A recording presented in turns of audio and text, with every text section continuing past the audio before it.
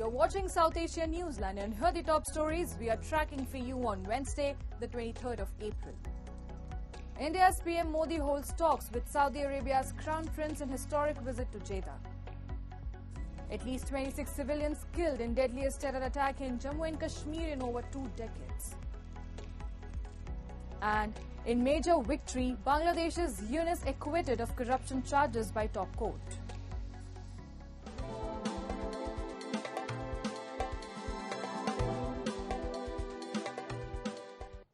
And now for all the details. India's Prime Minister Narendra Modi on Tuesday held bilateral meeting with his Saudi counterpart and Crown Prince Mohammed bin Salman Saud during his visit to Saudi Arabia's Jeddah. Along with the Crown Prince, the Indian PM co-chaired the second meeting of the India-Saudi Arabia Strategic Partnership Council. They reviewed the progress in the Madain edition of the Council and along with that discussed cooperation in the fields of energy, defence, trade, investment, technology, culture and people-to-people relations. The visit also saw signing of MEUs in sectors of space, health, post-council and anti-doping. Prime Minister Modi was on a 2-day state visit to Saudi Arabia's Jeddah, being the first Indian Prime Minister in over 4 decades to visit the city. However, in light of the Pahalgam terrorist attack in Jammu and Kashmir, he departed early from Saudi Arabia, cutting short his state visit and cancelling a scheduled official dinner.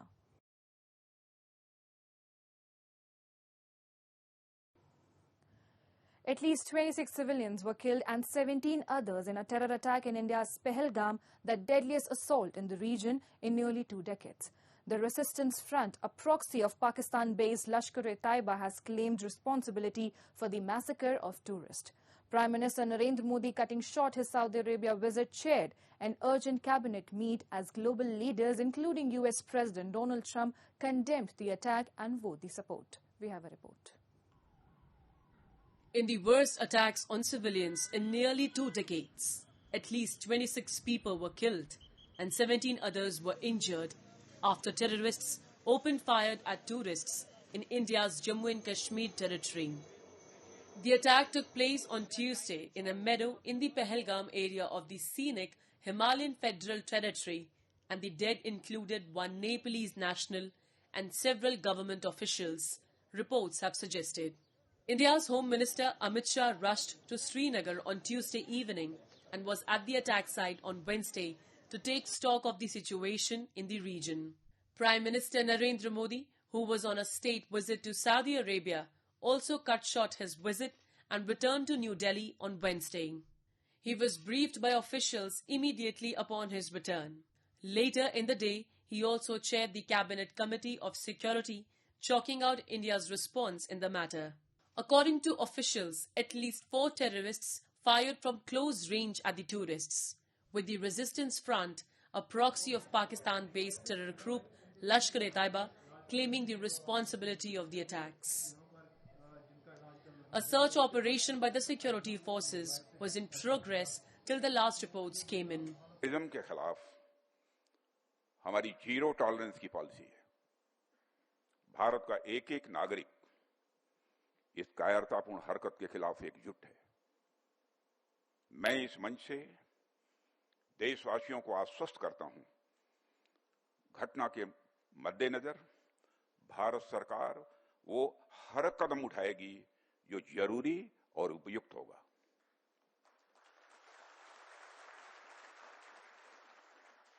और हम सिर्फ उन लोगों तक नहीं पहुंचेंगे जिन्होंने इस घटना को अंजाम दिया है, हम उन तक भी पहुंचेंगे जिन्होंने पर्दे के पीछे बैठकर हिंदुस्तान की सरजमी पर ऐसी नापाक हरकतों की साजिशें रची हैं।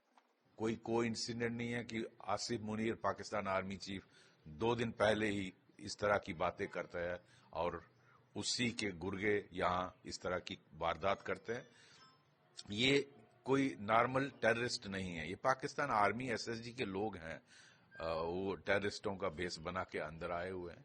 उनके पास M4 राइफल है अमेरिका की, और ये सारा बेसिकली वो इसको एस्केलेट करना चाहते हैं कि 370 के बाद जो हालात नॉर्मल हुए उसको हम उस नैरेटिव को काउंटर करें। मैं समझता हूं सबसे बड़ा टेररिस्ट आसिफ मुनीर है। World leaders, including US President Donald Trump, Russian President Vladimir Putin and Israeli Prime Minister Benjamin Netanyahu have condemned the terror attack, expressing solidarity with India. In a call with PM Modi, Trump strongly condemned the terror attack and expressed full support to India to bring to justice the perpetrators of the heinous attack. Similar sentiments were reflected in the communication and social media posts of other leaders who condoled the loss of lives.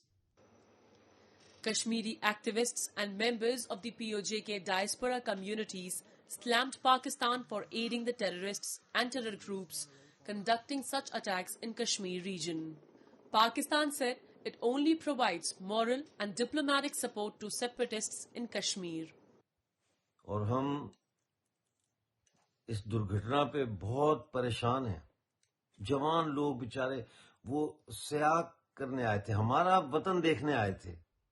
हम जम्मू कश्मीर के हैं ना, तो हमारा वतन देखने आए थे, हमारे यहाँ तफरी करने आए थे, हमारे मेहमान थे। और हमारे यहाँ मेहमान की बड़ी आवभगत होती है, बड़ी इज्जत होती है। और पाकिस्तान को ये बात समझ नहीं आ रही कि उसने हमारे घर में आए हुए हमारे मेहमान की हत्या की है।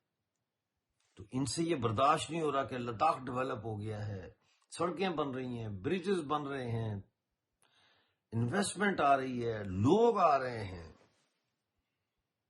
और इन्होंने ये अटैक इसलिए किया।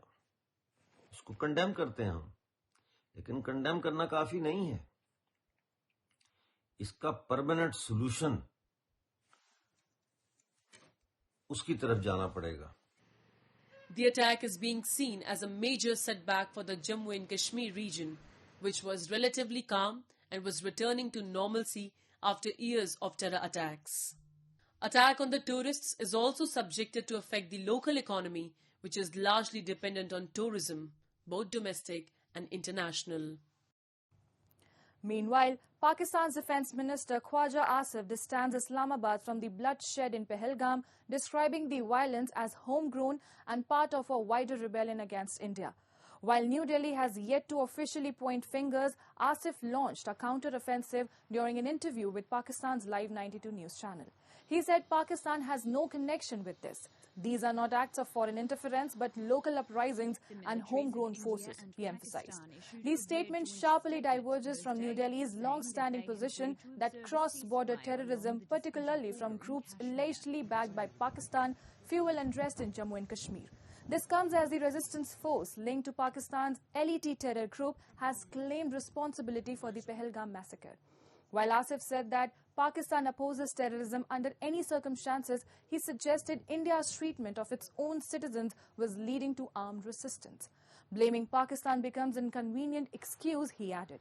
Meanwhile, Pakistan's foreign ministry in a statement said, "We are concerned at the loss of lives in Pahalgam and express condolences."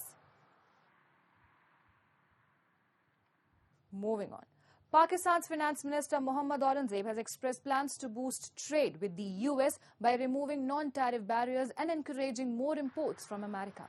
In an interview with Bloomberg, he highlighted ongoing discussions aimed at opening Pakistan's market to US products and attracting foreign direct investment from American firms. Aurangzeb noted Pakistan's efforts to revive its economy following a near default in 2023 and welcomed an initial $2.3 billion IMF loan, which provides funding visibility through 2027. He mentioned Fitch's recent upgrade of Pakistan's credit rating, citing progress on economic reforms. Addressing concerns over US President Donald Trump's 29% tariffs on Pakistani goods impacting $500 to $700 million in exports, Aurangzeb emphasized engagement to reduce trade barriers. Trump recently paused tariffs for 90 days after global negotiations. In a major and expected win for Bangladesh's interim government, Chief Advisor Muhammed Yunus, the country's Supreme Court on Wednesday dismissed the charges of corruption against him, the Dhaka Tribune has reported. In a unanimous judgment, four-member bench led by Chief Justice Dr. Syed Rafat Ahmed delivered the judgment in favor of appeal by Yunus against a lower court order on charges of money laundering. The case in the matter was filed by Anti-Corruption Commission during deposed Prime Minister Sheikh Hasina's administration in 2023, which accused Yunus and his associates embezzled $2.16 million and transferred the funds illegally, an act deemed a criminal offence under the Money Laundering Prevention Act in Bangladesh. A lower court in June last year indicted Yunus and 13 others in the case. Yunus and his associates had challenged the judgment in the High Court, which rejected their appeal, coinciding with the last days of Hasina's administration. Yunus and his supporters had claimed the charges stem from political motives.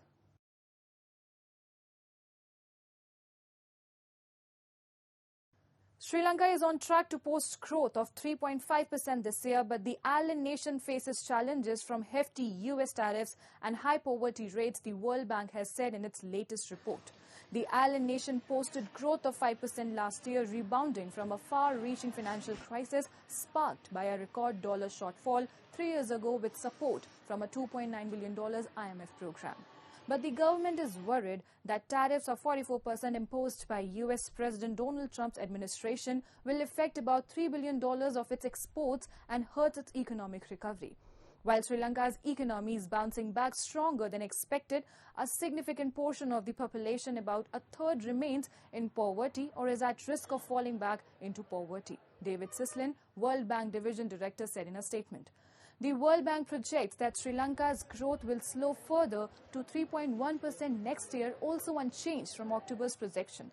Sri Lankan Central Bank and Finance Ministry officials are in Washington this week to meet with the International Monetary Fund to progress discussions on the 4th review of the IMF program.